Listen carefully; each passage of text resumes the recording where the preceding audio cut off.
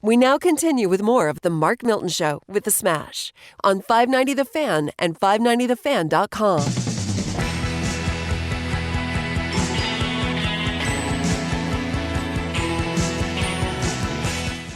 All right, you're listening to the Mark Milton Show with The Smash, little Bruce Springsteen, Born to Run. If you got IRS problems, you're probably feeling like you need to be on the run. But we're going to talk about, in this next segment, some options you have to give yourself some peace of mind to go about resolving your tax debt and try to get a clean slate going forward. This is the Mark Milton Show with The Smash, broadcasting from the Miller Furniture Studios and presented by STLTaxLawyer. Remember, the choice of a lawyer is an important decision and should not be based solely on advertisements. One of the questions I get a lot is, hey, I've got a tax return. I know my taxes are due. I had a big year. Maybe I had some 1099 income, or I had some big retirement distributions that I had to take. With COVID, people maybe taking early dips out of their retirement, and they say, I can't afford to pay what I owe.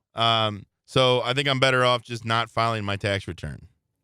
Wow, that's insane. I mean, what are the penalties if you just decide not to file? Well, see, that's the thing, Dave. So a lot of people think, well, if I can't afford to pay, I just won't file, and therefore, I'll delay collection and things like that. Well, the problem with that approach is you not only will be subjected to failure to pay penalties, but there's also failure to file penalties, which can be as much as 25% of the amount you owe, on top of what can get to be about, in total, the combined failure to pay and the failure to file can combine to almost 50% of the underlying tax liability. But again, the failure to file by itself can be 25%. And so my advice to people is always, always, always file your tax return on time. This does a couple things. One, it eliminates the failure to file penalty. And two, it starts the statute of limitations on collection. If you never file, then theoretically the IRS could always come back later, assess the taxes that you owe, and collect for an indefinite period of time on the balance. If you file, that starts a 10-year clock for the IRS to collect it. Now, there are exceptions to that, which we can talk about. But basically, in general, the IRS has 10 years from the date of assessment to collect taxes from you administratively.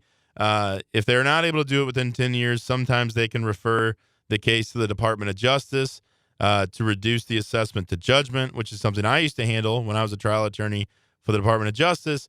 We would have cases where, and these were usually cases where the taxpayer was engaging in some kind of shenanigans, hiding assets, transferring property to loved ones or alter egos nominees. And basically, we would seek to reduce the assessment to judgment, and then we would typically also pursue foreclosure on some property that either belonged to the taxpayer or was held by the taxpayer's alter ego nominee. But generally speaking, 10 years to collect. Now, what does that 10 years look like? Well, generally, let's say you file a tax return and it says you owe $50,000 and you can't afford to pay it. Your options are many, okay? First, you could set up a payment plan. You could agree to pay that over time. Right now, the IRS will allow you to pay your tax debt over 72 months. So basically, you divide the tax debt by 72. You fill out what's called a 433D, or you can do it online. There's an internet installment agreement option, assuming you qualify, where you basically divide your debt by 72. That's your monthly payment. You'll make that monthly payment until the balance is paid in full. Now, with those payments, is there any interest or any fees tacked onto that? Yes, there's always going to be interest that accrues, statutory additions that accrue until the balance is paid in full. So let's say you owe that $50,000 and you divide the $50,000 by 72 to come up with your proposed payment. That amount over time, the 72 payments of, let's say, $700, is probably not going to cover it with interest. So that's why, but you will be locked into a $700 a month payment that you'll continue to pay until all interest is paid. Now, I will say the interest is not as bad as most people think. It's based on the current, Treasury rates, which right now, interest rates are very low. But again, the penalties are where you'll get nailed, is the 25% failure to pay. And that's, that does cap out at some point, but you're still going to have interest on top of that.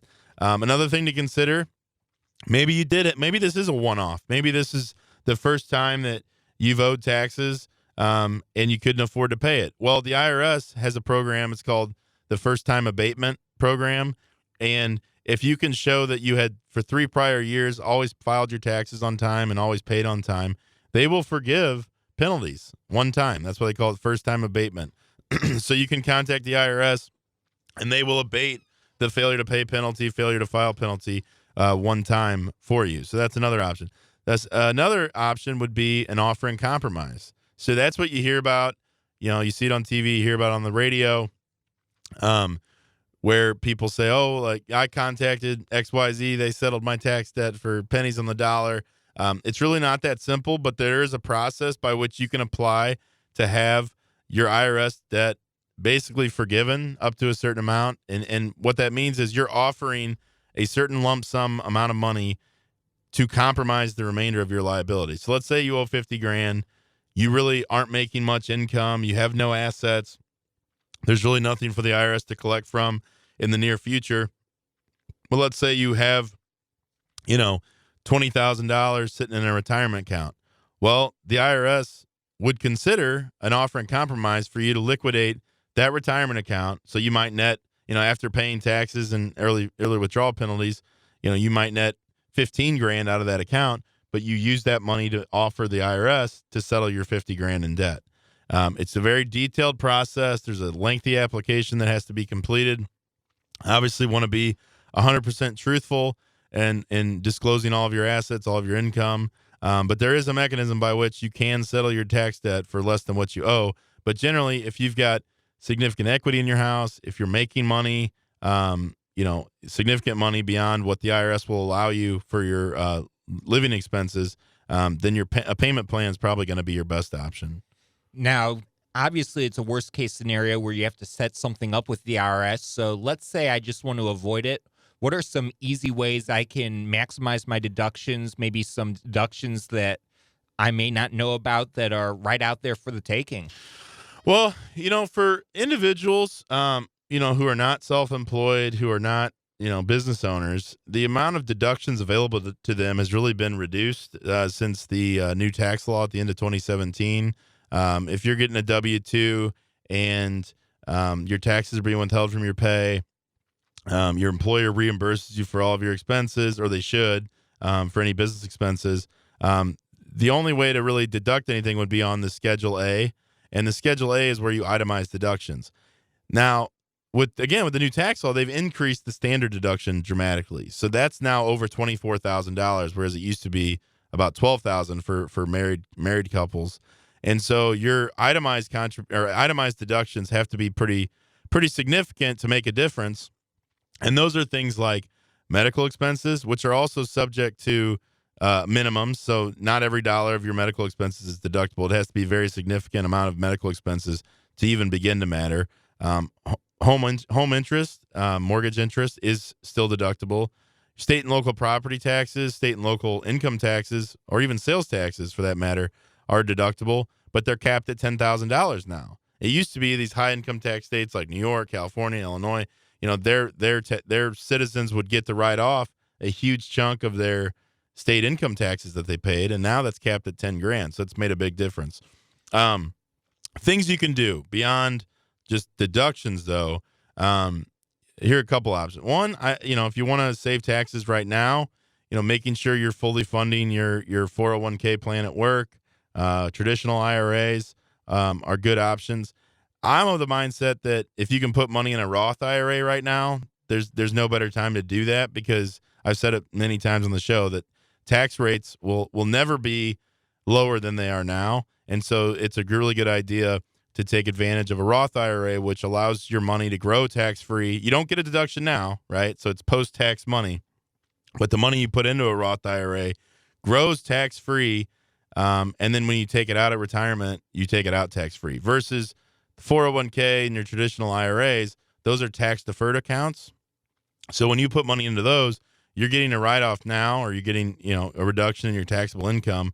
But when you take those amounts out at retirement, you're going to get taxed at whatever your ordinary income tax rate is. So if you're under the mindset, like I am, that our nation's debt cannot continue to balloon the way it has, that eventually tax rates are going to increase, especially now with the Democratic control of the White House and both houses of Congress, now is probably a really good time to go ahead and pay tax now on your income and sheltered away in a Roth IRA until retirement. And going back on something what other things can I do? One thing I always tell people is if you've got a lot of consumer debt, credit cards, other, personal loans, things like that, but you have significant equity in your house, it's a really good idea to consider a cash out refinancing your home. Number one, because interest rates are really low right now. And number two, those credit card payments, those personal loan interest payments, those aren't deductible, but mortgage interest is.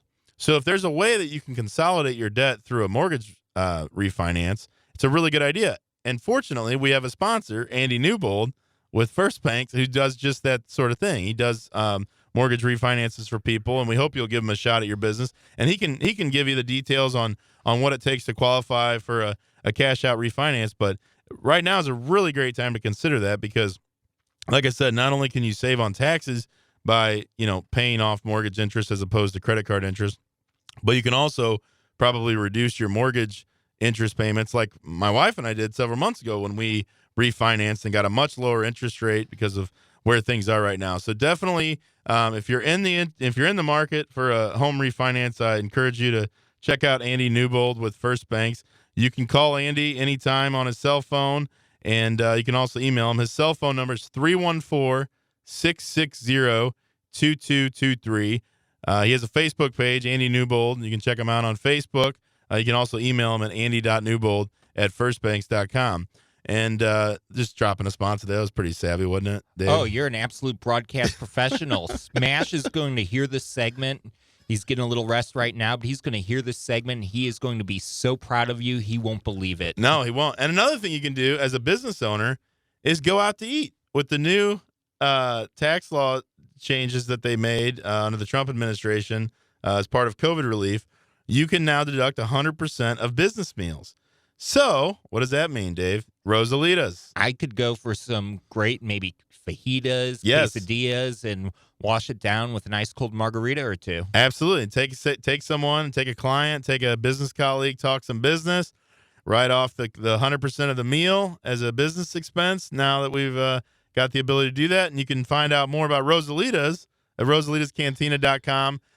Smash loves the fajitas. I love the quesadillas. Chips and salsa are the best in town. Margaritas, salt on the rim. Can't get enough. I think Rosalitas is the best Mexican around, hands down. You're making me both hungry and thirsty right now. I know. It's too early in the morning for that. I might have to head out of here after this and pick up a little Rosalitas. But, so those are some things you can do to save on your taxes and save money, frankly, like with the mortgage refinance. If you're able to cut your mortgage interest payment but also pay off some of that high-interest debt, you're really going to be setting yourself up nicely. Now, you mentioned as far as income when it comes to having a W-2, but during this time of COVID, a lot of people are piecing jobs together, maybe furloughed, maybe laid off. So maybe you are taking a lot of 1099 work. When you're doing a lot of contract 1099 work where the taxes aren't being withheld, what are some tips you may have for that to maximize your refund or deductions for that matter? Yeah, so this is definitely an issue for a lot of people right now. The gig economy, people that do an Uber, doing the DoorDash. A lot of people are doing that to try to earn money, and they're getting 1099s for maybe the first time in their life. And with 1099s, you're basically self-employed at that point. And so as a self-employed person, you're on your own to pay self-employment taxes and to withhold or pay estimated taxes for your personal income tax. So making payments quarterly. So if you think about, hey, I'm making, let's say $10,000 a quarter, you want to be thinking, okay, what's my tax rate if I'm going to be making $80,000 a year gross? And so you might want to every quarter put away, let's say 20% to the feds and 5% to the state of Missouri if you're working in Missouri. A lot of people don't do that, and that's what leads to a lot of people having tax problems. Is I've worked with realtors, I've worked with financial advisors. I've worked with,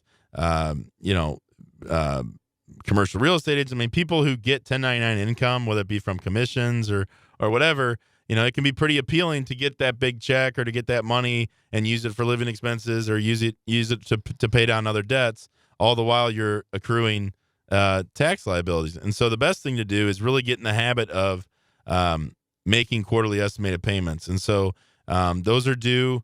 It's kind of weird. They're not actually on a quarterly basis. It's actually April 15th is when your first quarter is due.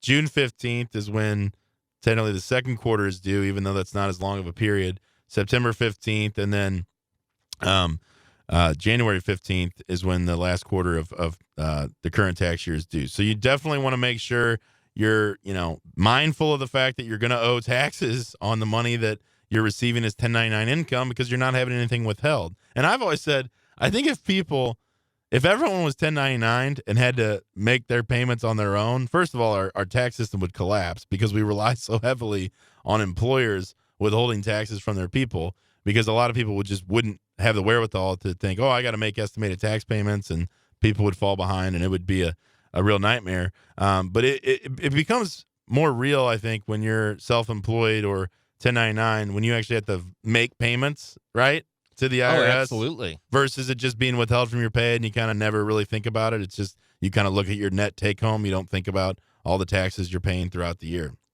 Oh, it can be very tricky. And the other thing that keep in mind, too, is unemployment, because a lot of people, whether they were furloughed, laid off, got the unemployment, especially when the feds were kicking in $600 a week for a while. And I know the state of Missouri does offer an option where you can take 10% out to be withheld for taxes. But how many people are starting to run into problems where maybe you needed the money, maybe you just weren't thinking, and lo and behold, it's tax time, and it may not have been income. You may not be able to stash it in the IRA, but Uncle Sam's sure going to come for his share. Well, right, and that's something I think we're going to see a lot of. So tax season is just getting underway. The IRS actually isn't accepting returns until I think February 12th is when e-filing starts. So we're starting to get our clients' information in, and those who had unemployment income, very rarely do they have taxes withheld on that, and so they're going to have a surprise when they are probably going to owe some tax because they did receive what's essentially income to them.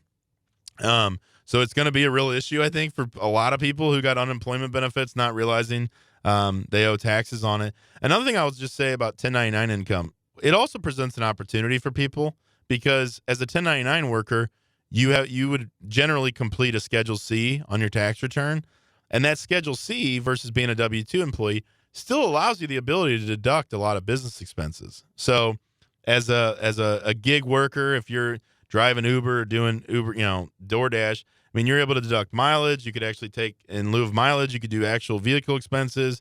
You could deduct the cost of a phone if you buy a phone just to use as a driver to, get you around town and use the apps.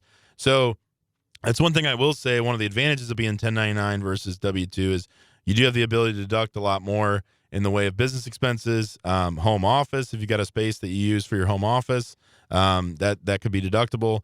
So there is some opportunity there. And you also, the self-employment tax is something you'll owe in addition to your ordinary income tax, but you also get a deduction for half of what you pay for self-employment tax. So it's kind of a weird dynamic, but that's something to keep in mind. And obviously any tax preparer worth their grain of salt is going to know how to handle that and be able to advise you on what potential deductions you may qualify for. That's a lot of info, so I'm just going to keep it really simple. STLTaxLawyer.com, because, maybe you're tuning in late and all our shows are archived, both 590thefan.com. You can also get it STLTaxLawyer.com, as well as wherever you subscribe to podcasts as well. So plenty of ways you can listen to the Mark Milton Show, but in case you missed something or maybe your situation's a little complicated, heck, I might be giving you a call after the show because I might have a couple questions.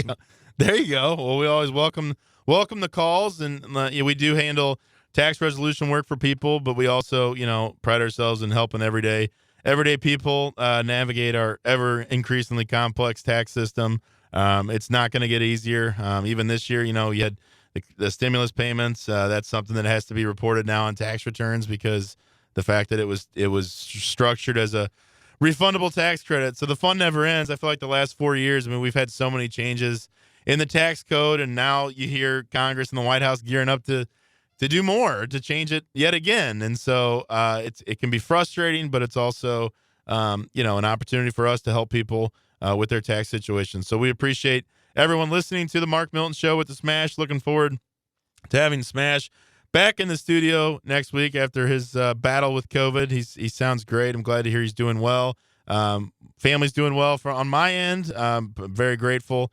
Our son Webb was able to get out of the hospital. Just want to give a shout out to all the folks at Mercy who took such great care of him.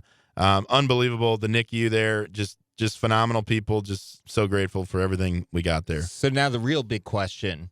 Are you getting any sleep right now? Actually, my wife is pretty much doing it all at night.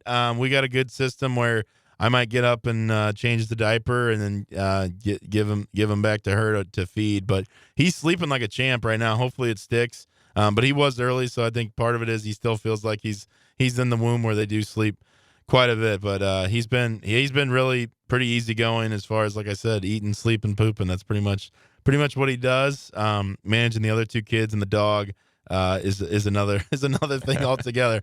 But this is the Mark Milton Show with the Smash, broadcasting from the Miller Furniture Studios. Again, check out their new location on Manchester and Ellisville. You won't be disappointed with their amazing selection of American-made furniture. This is the Mark Milton Show with the Smash, broadcasting from the Miller Furniture Studios and presented by STLTaxLawyer.com.